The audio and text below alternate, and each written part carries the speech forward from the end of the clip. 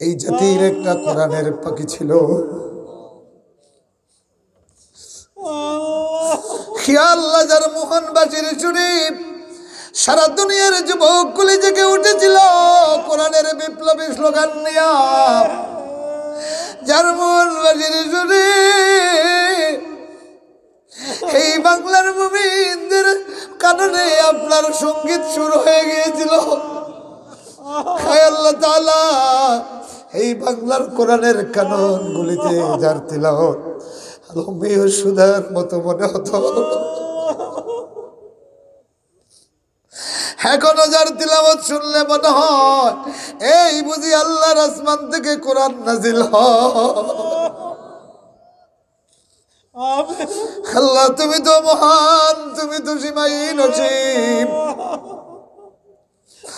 নমরুদের আইসোলেশন থেকে তোমার ইব্রাহিম খালিলকে তুমি জন্ম দিয়েছ, তোমার মুসাকে তুমি উদ্ধার করেছ ফেরাউন থেকে। আমরা চরম ভাবে বিশ্বাস করি তুমি সেই আল্লাহ। আল্লাহুম্মা নাজ্জি মুরশিদানা আবদাকা হাযা সাদিক। আল্লাহুম্মা নাজ্জি মিন ফিতনাতিজ জালিমিন। হে আকরামাল আকরামিন, হে আল্লাহ ইয়া রহমান রহিমিন, ইয়া আকরামাল আকরামিন। তামাম উলামায়ে কেরাম যারা দুনিয়া থেকে বিদায় হয়ে গেছেন, আল্লাহ তামামের উত্তরসূরি হিসেবে আমাদেরকে কবুল করো। হে রহমান রহিমিন, সারা দুনিয়ার মজলুম মুসলমানদেরকে সাহায্য করো।